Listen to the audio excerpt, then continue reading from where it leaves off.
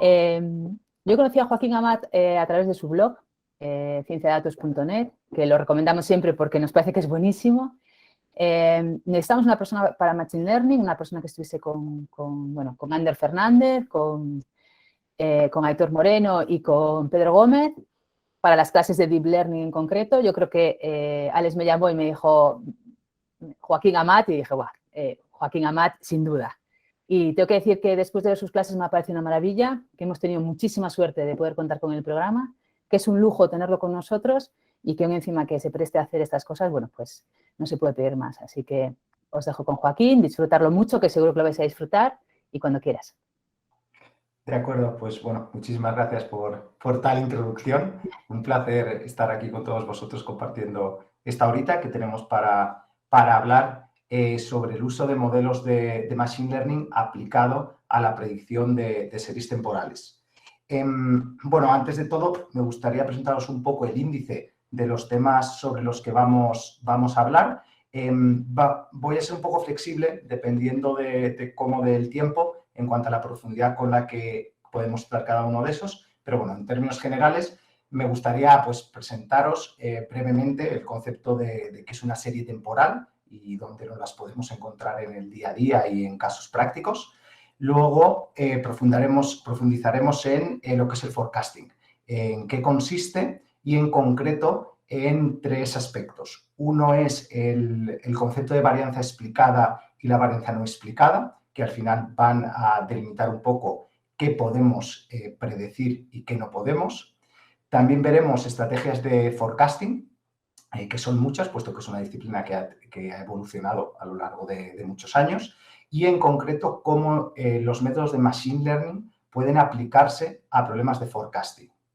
Luego entraremos también en detalle en el concepto de horizonte de predicción, que involucra o bueno, tiene relación con las diferentes estrategias que se pueden aplicar dependiendo de cuán lejos queremos ir en el futuro en las predicciones que vamos a hacer o necesitar. Hablaremos también de las estrategias de validación de los modelos de forecasting y en qué se diferencian de las estrategias más convencionales de los modelos de Machine Learning. También hablaremos de los intervalos de predicción y cómo y por qué podemos querer calcularlos, cómo incorporar y la importancia de hacerlo variables exógenas en los modelos de forecasting. Mencionaremos también algunos aspectos a tener en cuenta cuando queremos llevar a producción un modelo, en concreto en este ámbito. Y por último, veremos un caso práctico en el que trataremos de predecir la demanda energética, la demanda eléctrica, utilizando la librería de skForecast que está disponible en el entorno de Python. Al final de todo espero que haya tiempo para preguntas, así que si os parece, si tenéis alguna, la podéis anotar al final y la debatimos. Bueno, pues empezamos. Series temporales. Como muchos sabréis, una serie temporal no es más que una sucesión de datos que están ordenados cronológicamente, bien a espacios o intervalos iguales o desiguales. Y este concepto es muy amplio, por lo tanto lo podemos encontrar en muchísimas aplicaciones o casos de uso que nos rodean en el día a día, como pueden ser las predicciones meteorológicas que vemos en las noticias, puede ser la bolsa de valores, como una determinada divisa o las acciones de una empresa van variando en el tiempo, o también en tráfico web, análisis de visita y predicciones de cuál va a ser la carga de un servidor o de una página web. Si pasamos al siguiente nivel, que es el forecasting, el proceso de forecasting consiste en predecir el valor futuro que va a tener una serie temporal. Bien, modelando la serie únicamente en función del comportamiento pasado que ha tenido, lo que normalmente se suele nombrar como modelo autorregresivo, o también empleando variables externas o exógenas a la serie temporal. Cuando creamos el modelo de forecasting, normalmente lo que hacemos es utilizar datos históricos con el objetivo de obtener una representación de matemática que sea capaz de predecir valores futuros de esa serie. Y esto realmente esta idea está fundamentada en una asunción muy importante, que es la de que el comportamiento futuro del fenómeno que se está modelando se puede explicar a partir de su comportamiento pasado. En la práctica, pues esto raramente ocurre, o al menos no en su totalidad. Y vamos a profundizar un poquito más en esta parte, porque es muy importante a la hora de enfrentarnos a un problema de forecasting. En términos generales, aunque esto es un tanto simplificado, pero podemos decir que el forecast o la predicción se puede dividir en dos partes. Una que son los patrones o la varianza explicada, y un segundo término que es la varianza no explicada. Si analizamos un poquito en detalle, el primer término de esta ecuación hace referencia a todo aquello que tiene un carácter repetitivo a lo largo del tiempo, como pueden ser tendencias, estacionalidades, factores cíclicos y todo aquello que vemos que se va repitiendo cada X tiempo. El segundo término engloba todo aquello que influye en nuestra variable respuesta o en nuestro fenómeno modelado, pero que no está recogido o explicado por el pasado de la serie temporal, es decir, no está incluido en los patrones. Este balance entre ambos términos es muy importante, puesto que luego en la práctica, cuanto mayor importancia tenga el primer término respecto al segundo, mayor va a ser la probabilidad de éxito que tendremos al tratar de crear modelos de forecasting de tipo autorregresivo. A medida que el segundo término adquiere más relevancia, se hace necesario que incorporemos de alguna forma en el modelo variables adicionales, si es que éstas existen, que ayuden a explicar el comportamiento observado. Esta idea, aunque parece bastante sencilla, es muy importante que cuando se realiza un estudio o un proyecto de forecasting, se dedique tiempo a conocer o a identificar la importancia de cada uno de estos términos, puesto que puede ahorrar muchísimos esfuerzos o incluso evitar empezar proyectos en los que claramente no es posible crear un forecast o una predicción. Y esto puede verse en un caso, diría yo, bastante típico, es el hecho de intentar predecir valores en bolsa. No digo con esto que sea imposible, pero es verdad que no es de una naturaleza muy aleatoria, en cuanto que el pasado no suele decir mucho de cuál es el comportamiento futuro. En cuanto a las estrategias de forecasting, como muchos también sabréis, pues los problemas de forecasting se empezaron a intentar resolver hace ya, yo creo que cerca de 100 años, cuando se inventaron los primeros modelos, y han evolucionado en dos ramas principales. En modelos dentro del ámbito estadístico o econométrico, como son los modelos autorregresivos, los Moving Average, los ARMA, los ARIMA y toda una serie de otras adaptaciones. Y por otro lado están los modelos de Machine Learning, que aunque en sus desarrollos iniciales no estaban pensados para problemas de forecasting, estaban más bien, la gran mayoría de ellos, orientados a regresión y clasificación, con el tiempo se han ido desarrollando formas en las que adaptarlos para resolver problemas de forecasting, de forma que estas dos ramas pues, han ido convergiendo. Durante esta presentación nos vamos a centrar en la parte de cómo utilizar modelos de Machine Learning para problemas de forecasting. Y con esto me gustaría matizar que no es que haya una aproximación mejor que otra, ni mucho menos. En cada caso conviene comprobar y comparar diferentes modelos, bien de una rama o de la otra, para ver cuál de ellos se adapta mejor al problema que queremos resolver. Algunas ventajas y desventajas o complicaciones que nos podemos encontrar a la hora de utilizar modelos de Machine Learning aplicados a forecasting. Entre las ventajas suele encontrarse la facilidad de incluir variables exógenas, además de las autorregresivas. También, sobre todo, a nivel de implementación. Hay muchas librerías y lenguajes de programación en las que podemos encontrar, por ejemplo, modelos ARIMA, en los que no es fácil incluir variables exógenas que no pertenezcan a la propia serie. También con estos modelos es relativamente más sencillo incorporar comportamientos no lineales, ya que podemos utilizar modelos como son Random Forest, Gradient Boosting, máquinas vector soporte, en las que de forma, digamos, nativa son capaces de incorporar o aprender relaciones no lineales entre los predictores. Y también destacar su elevada escalabilidad. Son aplicables incluso cuando se dispone de grandes volúmenes de datos. En cuanto a algunas de las desventajas o complicaciones que nos podemos encontrar cuando intentamos aplicarlo en la práctica, son la necesidad de reestructurar los datos para poder utilizarlos como si se tratase de un problema de regresión. Cuando intentamos predecir un horizonte de tiempo que contiene múltiples steps, que luego entraremos en detalle en qué es esto, se tienen que programar procesos iterativos, normalmente en los que cada predicción utiliza las predicciones anteriores a modo de predictores. Digamos, para crear los valores futuros hay que ir incorporando las predicciones anteriores. Y por último, que los modelos de forecasting requieren de métodos o estrategias de validación específicas, normalmente conocidas como backtesting, walk forward o time series cross validation. Y son pequeñas adaptaciones que divergen de la validación cruzada tradicional que suele emplearse en la mayoría de modelos de machine learning y que aquí no aplican. Dicho todo esto, vamos a entrar ya un poco en detalle en los aspectos técnicos que hay que tener en cuenta a la hora de utilizar estos modelos.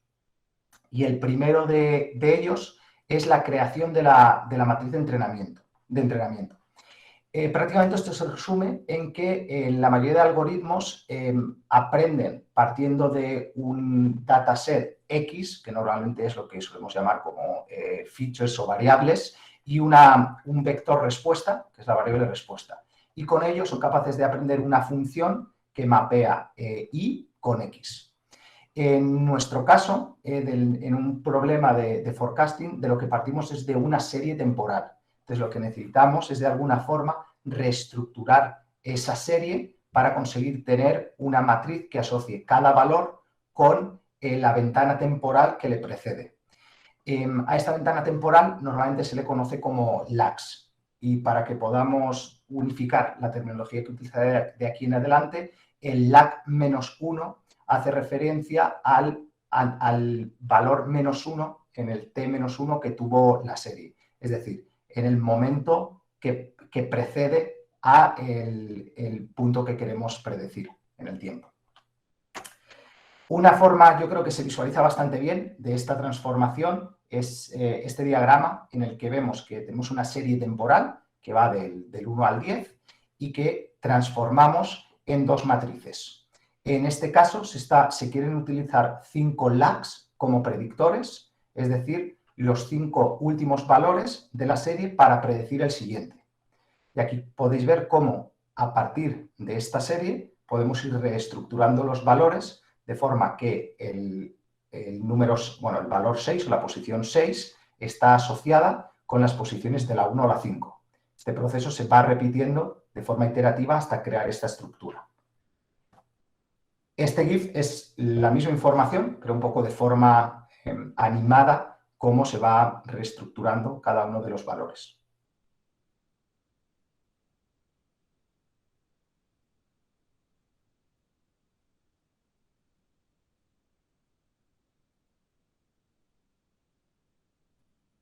De ejecutar predicciones.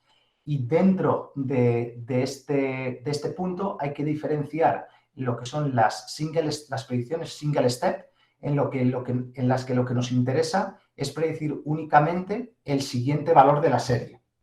Y de nuevo aquí, por unificar terminología, cuando utilice la palabra step me estoy refiriendo a un paso, a un salto en el tiempo. Si nuestra serie tiene una frecuencia asociada horaria, digamos, de que cada valor es una hora, un step es un salto de una hora. Por otro lado, hay modelos, predicciones multi-step, en las que el objetivo es predecir los n siguientes valores de la serie. Por ejemplo, si decimos que queremos predecir 3 steps de una serie con frecuencia horaria, lo que queremos es conocer los valores para las 3 horas siguientes. Veamos un poco cuál es la lógica que hay detrás de este proceso. Y vamos a empezar con las predicciones single step, que como decía, el objetivo es predecir únicamente el siguiente valor de la serie. Vamos a asumir que tenemos una serie temporal, que he intentado representar aquí con este gráfico, y que todos sus valores los indexamos en función de sus lags. Por ejemplo, el T-1 es la última posición disponible de la serie, el T-2 la penúltima y así sucesivamente. Una vez que tenemos la información indexada de esta forma, supongamos que queremos utilizar los 4 últimos lags como predictores.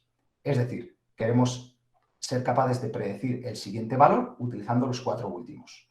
Tendríamos que identificar cuáles son esos últimos 4 valores, los mandaríamos al modelo que hemos entrenado con las matrices que hemos creado en el paso anterior y el modelo nos devolvería la predicción.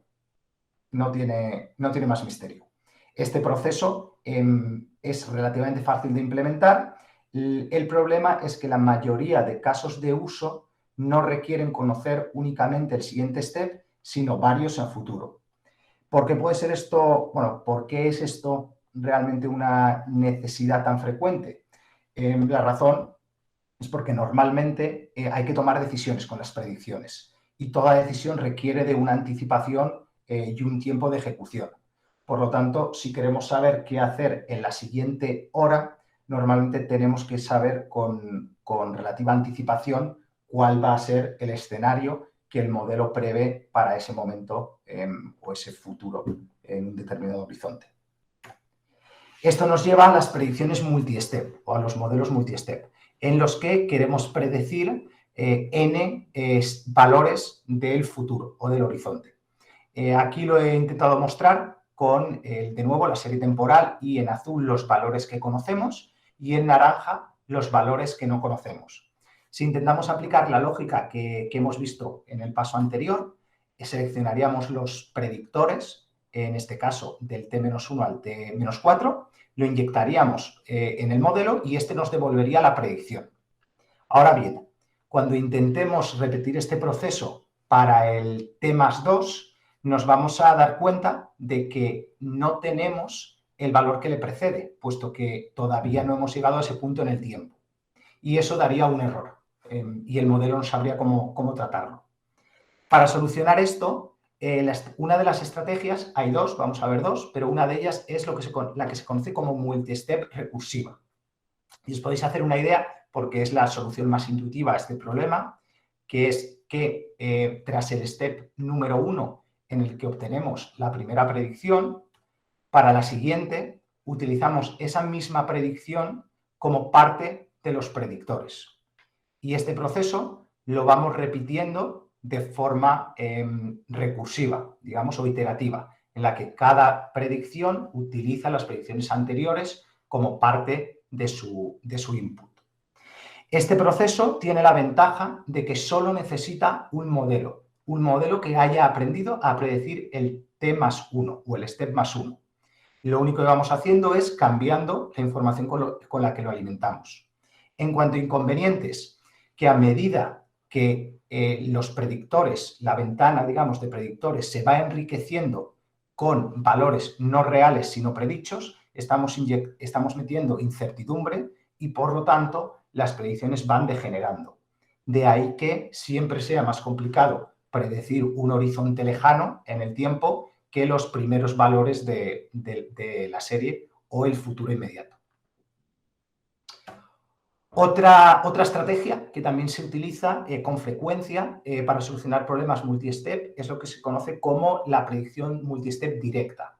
En este caso, lo que hacemos es entrenar un modelo distinto para cada step en el horizonte de predicción.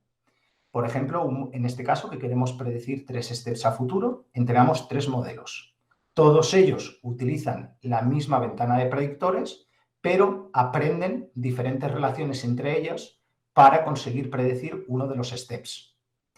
Esta estrategia puede a veces generar resultados más precisos que la anterior, pero tiene una serie de inconvenientes. Uno de ellos es el entrenamiento de múltiples modelos, lo que se traduce en requerimientos computacionales más elevados, que a veces, si son muchísimos datos, ni siquiera es aplicable.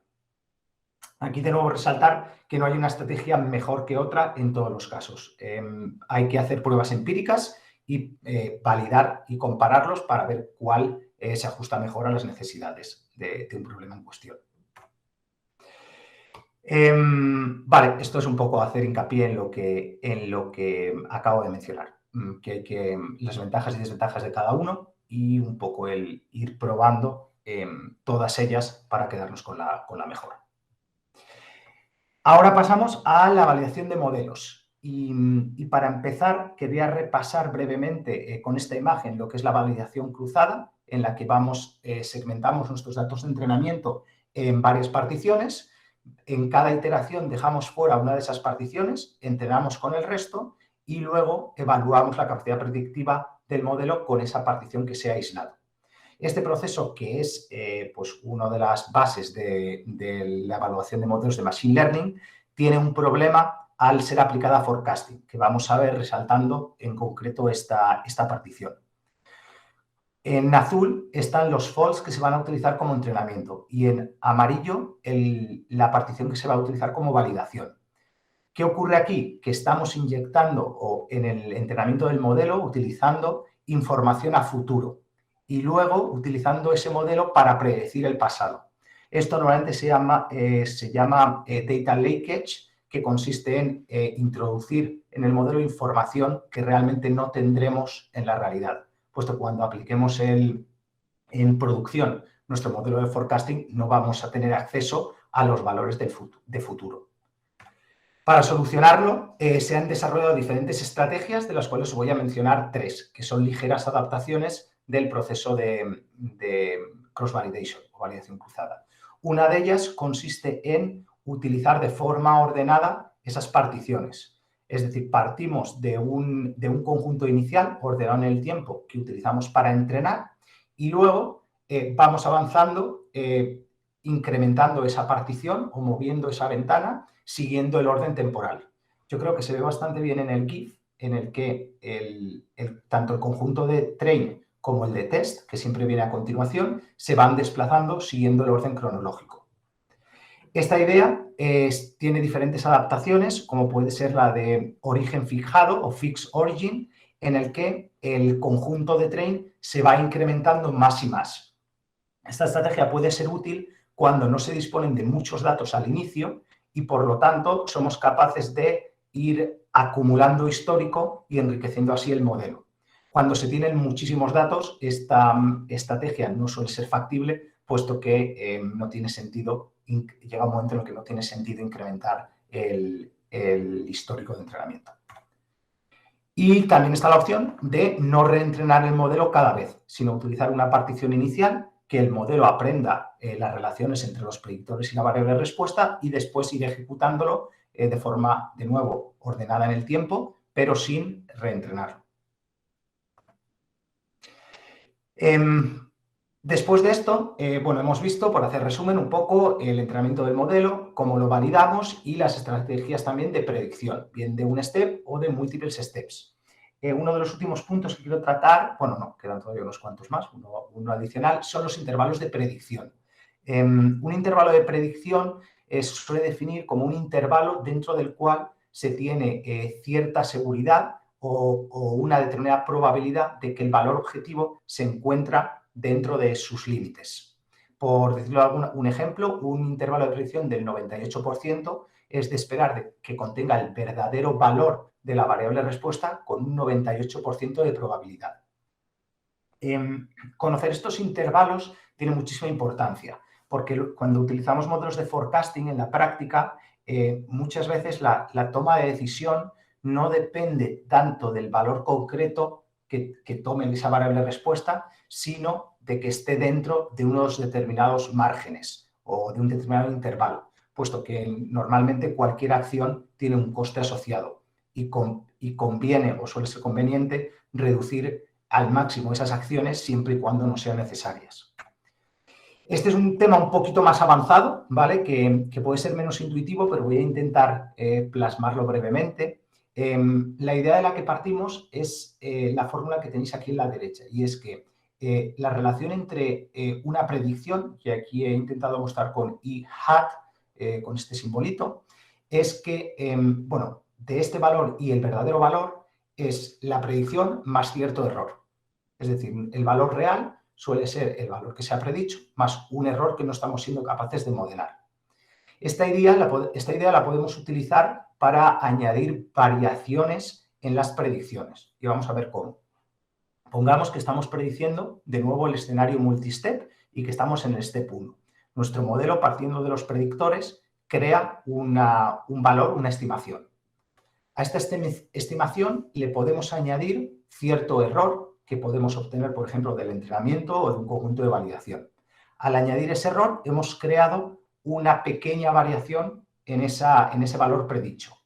En las siguientes iteraciones, que aquí vemos 2 de ellas, el modelo va a utilizar como input no la predicción anterior, sino la predicción más ese error.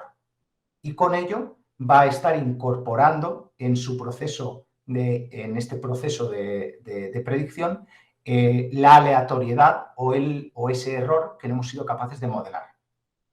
¿Vale? Detengo aquí un poquito porque esta slide tiene mucha información y repito brevemente el proceso. Partimos de el primer paso, el primer step en las predicciones, seleccionamos los predictores y nuestro modelo nos devuelve un valor. A ese valor le añadimos cierto error y repetimos la iteración, esta vez utilizando como predictor el valor modificado y así sucesivamente. Si esto lo repetimos n veces, tenemos como resultado múltiples, n series predichas con pequeñas variaciones. Si cogemos en conjunto todas estas predicciones, podemos calcular sus cuantiles, por ejemplo, el cuantil o el percentil 90 y el percentil 10, y crear ese intervalo que está abarcando cierta probabilidad. Voy a mostrar un GIF en el que yo creo que esto se explica un poco mejor, que se va a reproducir varias veces. Aquí cada línea gris es uno de esos procesos. Nuestro objetivo es predecir desde esta fecha hasta esta fecha. Y no vamos a hacer solo una iteración, sino múltiples, idealmente cientos de ellas. Y esto representa todas las posibles oscilaciones o variaciones o caminos que podría seguir nuestra predicción. Una vez tenemos todos los escenarios, creamos ese intervalo de predicción utilizando los cuantiles. Y no mucho más que decir aquí, que si no me voy a quedar sin tiempo. El siguiente punto del que os quiero hablar son las variables exógenas. Además de utilizar los predictores autorregresivos, que hemos dicho que consisten en utilizar el pasado de la propia variable respuesta como predictores, podemos intentar incorporar otras variables adicionales cuyo valor a futuro se conoce y que pueden ayudar a mejorar nuestras predicciones. Y aquí quiero resaltar el hecho de que su valor a futuro se conozca, porque es uno de los principales errores que se suelen cometer en los proyectos de forecasting. Es incluir en los predictores información que en nuestro dataset está disponible, pero que a futuro no vamos a conocer y por lo tanto no vamos a poder proporcionárselo al modelo. Algunos ejemplos de variables poco problemáticas y otras potencialmente más problemáticas son como poco problemáticas todas aquellas creadas a partir del calendario, como por ejemplo el día de la semana, si es festivo o no festivo, el mes del año. Todo eso es muy fácil que lo sepamos a futuro, de forma que si quiero predecir, pongamos el valor de mañana, puedo utilizar por un lado los predictores autorregresivos, es decir, qué ocurrió los días anteriores y además tener en cuenta si el día de mañana es festivo o si es viernes o lunes. Otros predictores que potencialmente dan más problemas, y esto lo he vivido en persona y cometer errores, es utilizar variables meteorológicas. Hay muchísimos datasets y muchísimos casos en los que tenemos acceso a temperatura, viento, precipitación y en conjunto en la meteorología que aconteció en el pasado. Sin embargo, cuando el modelo se ponga en producción, no vamos a tener esa información. Como mucho, vamos a tener predicciones de los servicios meteorológicos respecto a lo que va a pasar. Como se trata de predicciones, van a tener errores, de modo que cuando los introduzcamos en el modelo, es muy probable que reduzca su performance, es decir, que sus predicciones se comporten peor a lo que esperábamos si hemos utilizado en el entrenamiento lo que de verdad ocurrió, puesto que eso no tiene incertidumbre. Si llovió, llovió, porque es pasado y lo sabemos. Una forma de evitarlo, por ejemplo, es utilizar en lugar de la información meteorológica que aconteció, la predicción que había en ese momento. De esa forma, el modelo es capaz de adaptarse y de aprender cuánto se ha de fiar de esas variables. Por último, hacer una mención a la puesta en producción de los modelos de forecasting. Normalmente, pues como Data Scientist, tenemos un dataset, podemos experimentar, encontrar el mejor modelo y tener un candidato final. Pero para que esto se traduzca en valor para una empresa o para un negocio, un caso de uso, normalmente este modelo se tiene que poner en producción de forma que recurrentemente y iterativamente vaya generando predicciones. Pongamos, por ejemplo, que cada lunes por la mañana queremos predecir el tráfico web que va a tener una página a lo largo de la siguiente semana para pues, aprovisionarnos de la cantidad de recursos informáticos que necesitamos. Pues este modelo cada semana tiene que alimentarse con los últimos datos, ejecutar las predicciones y tomar las decisiones. A la hora de hacer esto, hay dos estrategias distintas. Una es reentrenar el modelo antes de ejecutar el proceso de predicción. Es decir, si queremos predecir los lunes a las 12 del mediodía, podemos reentrenar el modelo varias horas antes, de forma que en el momento de hacer la ejecución de las predicciones dispone de toda la información.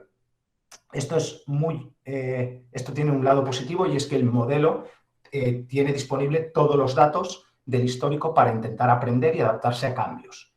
Sin embargo, significa que tenemos mayor requerimiento computacional, que se tiene que almacenar siempre todo el histórico de forma incremental y que además tenemos que tener suficiente tiempo entre las iteraciones de predicción para poder reentrenar el modelo. Esto no siempre es posible. Pongamos que queremos ejecutar nuestras predicciones cada 30 minutos. A lo mejor no hay tiempo suficiente en esos 30 minutos para reentrenar el modelo, sobre todo si son modelos con muchos datos o muy complejos. Otra alternativa es ejecutar las predicciones sin necesidad de reentrenar el modelo. Esto tiene menores requerimientos computacionales, no hay restricciones de tiempo en iteraciones de predicción, es decir, como no hay que reentrenar, pues puedes incluso predecir seguramente a nivel de minuto o de segundo. Y tampoco es necesario almacenar el histórico. Como desventajas, pues tenemos que no todas las librerías permiten, o no todos los modelos o implementaciones en Python, R, cualquier lenguaje, permiten este comportamiento y que el modelo, al no estar reentrenándose e incorporando los últimos cambios, puede quedarse desactualizado. Esto en concreto lo vamos a ver en la parte práctica. Y todo esto desde la perspectiva de la teoría. De nuevo hacer hincapié en que esto ha sido una breve revisión de los principales aspectos que hay que tener en cuenta a la hora de aplicar modelos de Machine Learning a problemas de forecasting. Sin embargo, esto es toda una disciplina y cada uno de estos aspectos pues se puede expandir muchísimo porque cada uno tiene un montón de detalles y de características propias. Pero en lugar de seguir avanzando en la parte teórica, me gustaría pues, hacer con vosotros un caso práctico en el que voy a utilizar la librería skForecast de Python para intentar modelar la demanda eléctrica que se observó en el estado de Victoria en Australia. Y además ahora, pues bueno, que está en auge el tema energético, pues puede que alguno de vosotros os pueda servir en vuestras empresas o en los casos prácticos que tengáis. Para ello voy a cambiarme a Google Colab. Vale. ¿Me podéis confirmar que veis mi pantalla a un tamaño que podéis leer lo que yo un aparece? tamaño, yo lo veo un poquito pequeño, pero es cierto que Vale. yo no veo especialmente bien. Ah, va, maravilloso. Lo aumento sin problema. Mejor. Vale. Mejor, Remo. Gracias. Vale, pues vamos a ello. Como os he dicho, el objetivo es hacer una predicción de la demanda. Hay algunos pasos, ¿vale?, en los que voy a ir un poco por encima, os voy a ir explicando el código, pero dado que el tiempo es limitado, luego esto va a estar a disposición por si queréis poder ir más despacio y verlo con detalle. Lo primero que voy a hacer es, en Google Colab no viene instalada la librería por defecto, así que es hacer un pip install. Y espero que no tarde mucho, pues se está conectando el Google Colab.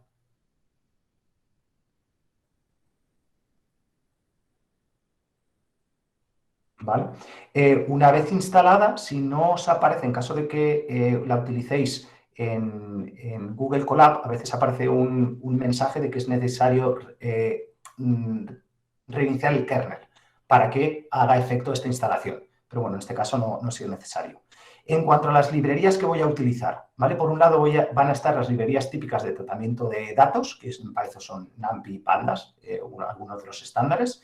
Luego voy a utilizar varias librerías, Matplotlib, Seaborn, StatsModels y Plotly, para crear los gráficos, que como luego mencionaré es un paso fundamental de los proyectos de forecasting, es hacer una exploración gráfica minuciosa de la serie temporal. Y por último, en cuanto a la parte de modelado y forecasting, como regresor voy a utilizar LightGBM, que es una de las implementaciones, yo creo que más avanzadas que hay de gradient boosting y más potentes a la hora de crear modelos tanto en términos de número de variables como de volumen de observaciones.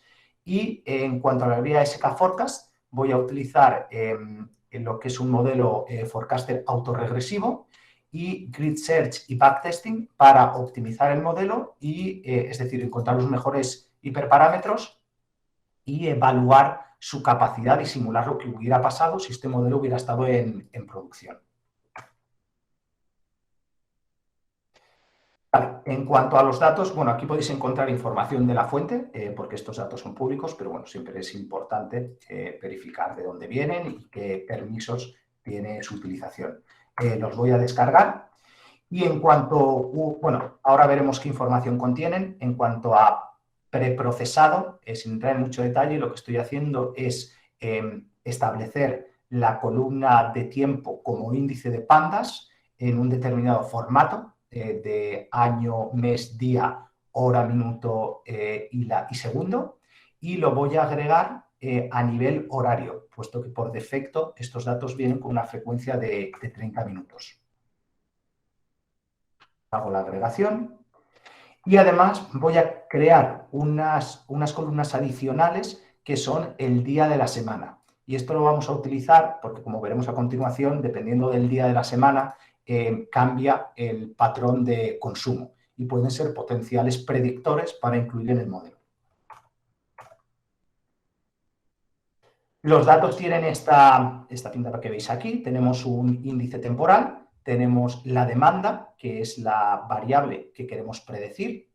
Tenemos información sobre la temperatura, si el día era festivo o no, y el día de la semana al que hace referencia esa observación. Aquí el día de la semana ya tiene un one hot encoding en el que tenemos una columna para cada día y toman siempre valor 0, excepto el día que coincide con la observación. Es decir, en este caso es el día 5, que es sábado, puesto que el índice empieza en 0. Lo siguiente que voy a hacer es separar los datos en un conjunto de entrenamiento, de validación y de test. En concreto, voy a utilizar como entrenamiento todos los datos de 2013. Voy a utilizar como validación los enero y febrero de 2014. Y por último, como test, vamos a intentar predecir el consumo de los días de marzo. y como es a nivel horario, pues aquí podemos ver el volumen de observaciones. Lo siguiente es hacer una exploración gráfica de la serie temporal. Aquí he resaltado en cada uno de los colores las particiones de los datos. Azul entrenamiento, rojo validación y amarillo test.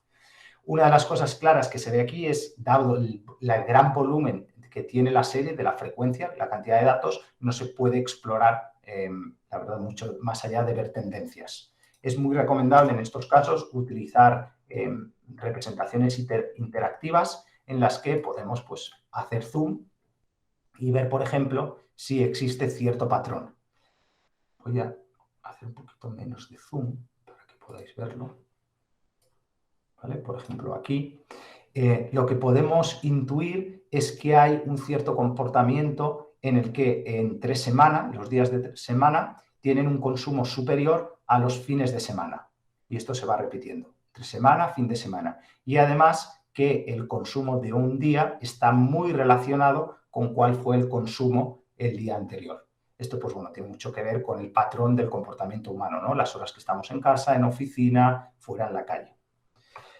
Otro análisis muy básico que siempre recomiendo incluir son los gráficos de autocorrelación. No voy a entrar mucho en detalle, pero en términos generales lo que nos dice es cómo de relacionado están los lags, es decir, las observaciones en el T-1, -2, -3 y así sucesivamente, con el último valor de la serie. Aquí podemos ver cómo a medida que nos alejamos en las horas decae la correlación y conforme entramos en el día anterior, es decir, en torno a las 24 horas, aumenta de nuevo la correlación. En resumen, lo que pasa en una determinada hora de hoy está muy correlacionado con lo que pasó en la hora anterior. En la misma hora del día anterior. También podemos ver que existe una diferencia entre el consumo promedio en los días festivos versus los no festivos y que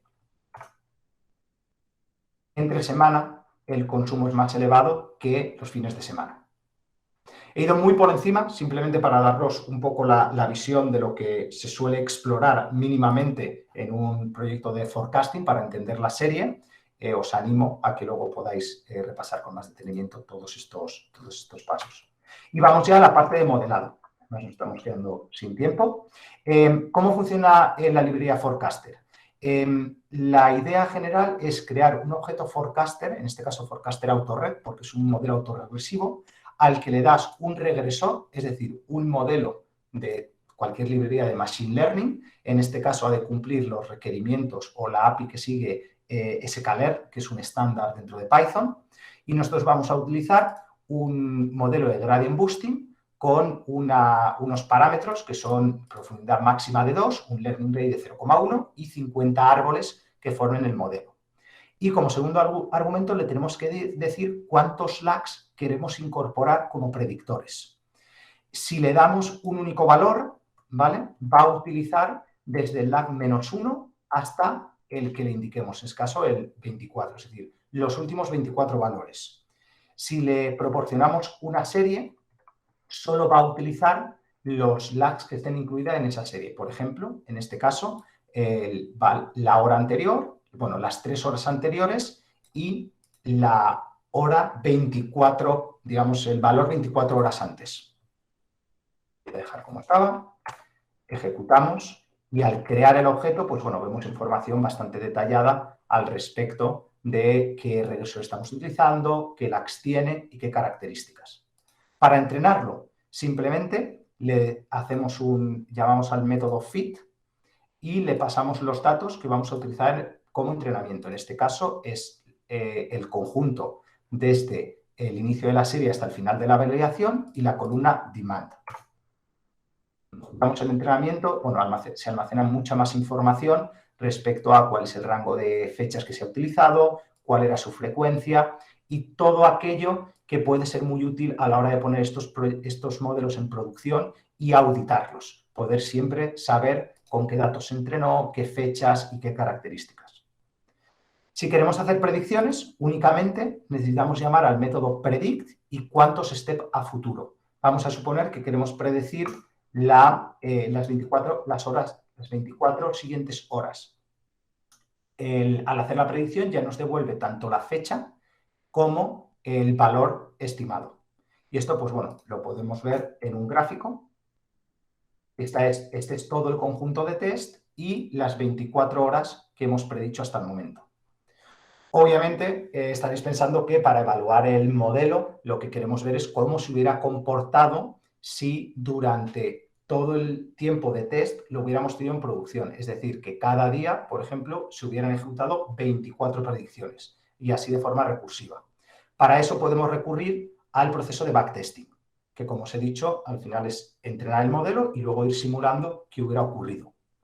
Para esto utilizamos la función backtesting forecaster, en el que únicamente, bueno, le damos el modelo que tenemos, los datos, le indicamos cuál es el tamaño inicial de entrenamiento que queremos utilizar y una métrica que queramos cuantificar, ¿vale? Esto puede ser, en este caso, utilizando el mean absolute error, pero podría ser cualquier métrica custom que para vuestro caso de uso queráis utilizar.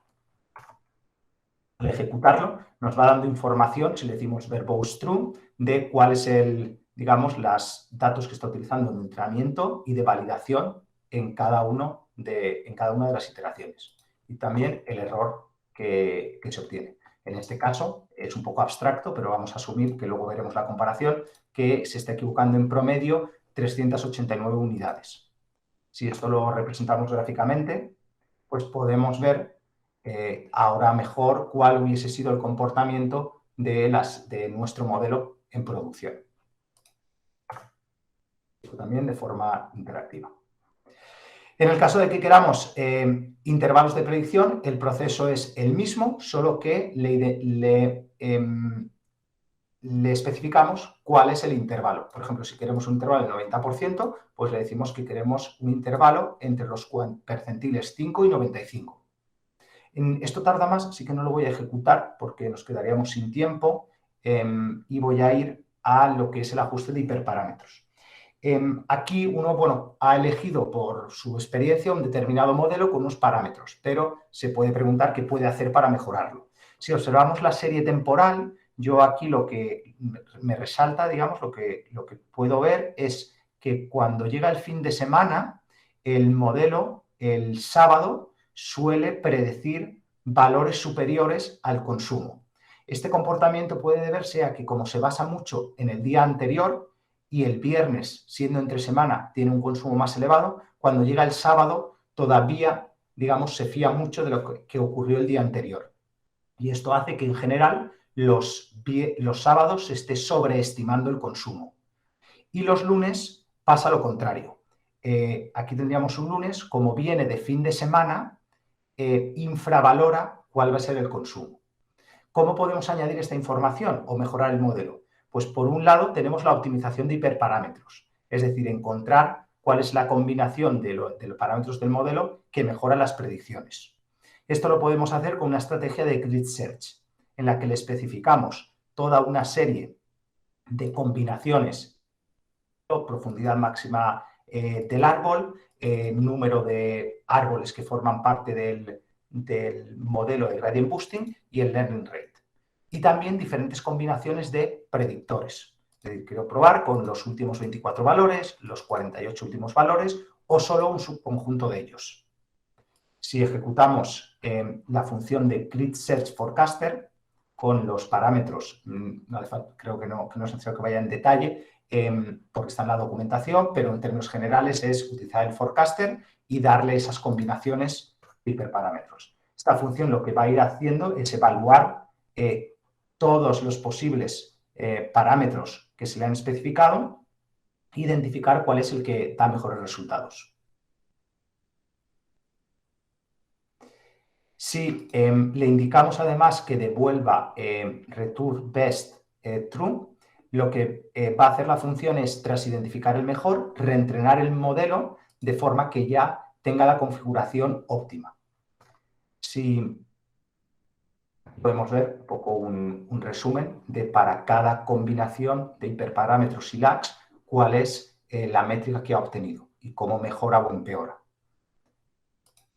Repetimos el backtest, esta vez con el modelo que tiene los mejores hiperparámetros, y aquí solo estoy mostrando la métrica. Si recordáis, antes se equivocaba en promedio, voy a ir aquí arriba, 389 unidades energéticas, voy a estar un poco de las que sean, cualquier unidad que estéis utilizando en vuestro problema, y lo hemos reducido, encontrando la mejor combinación, a 264. ¿Qué más podemos hacer? Podemos incluir variables exógenas, que en este caso van a ser el día de la semana y si es festivo o no. Para hacer eso, el proceso es muy similar. Definimos el forecaster en cuanto a cuál es el regresor que queremos utilizar y los slash que va a utilizar. Y en el momento, al entrenarlo, no solo le damos la variable respuesta y de nuestra serie temporal, que en este caso es la demanda, sino también las variables exógenas. En este caso, primero las he almacenado en una lista, que son, pues, si es festivo o no, y cada una de las columnas que hacen referencia al día de la semana, y le indico los datos en la variable exógena. Al hacerlo, tengo de nuevo un forecaster en el que, llamando al método predict y cuántos steps quiero, me va a devolver las predicciones. ¿Qué cambia? Que dado que estoy utilizando variables exógenas, también le tengo que indicar cuál va a ser el valor de esas variables exógenas en el futuro. En este caso, si quiero una predicción de 24 horas, le tengo que indicar cuál va a ser el valor de, si es festivo y del día de la semana, para las 24 observaciones sucesivas. Al hacerlo, pues de nuevo, obtengo las predicciones.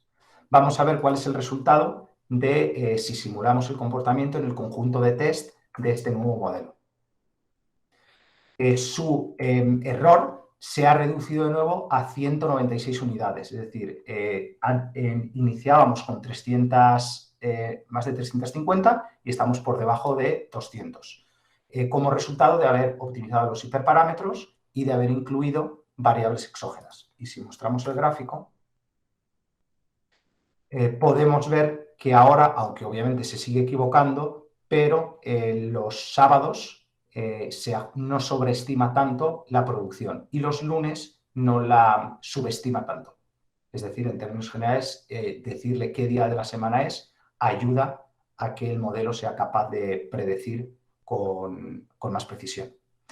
Otras características que tiene esta librería es que, dado que utiliza modelos de Machine Learning, se puede extraer de cualquier forecaster la importancia de los predictores, siempre y cuando el modelo utilizado tenga esta característica.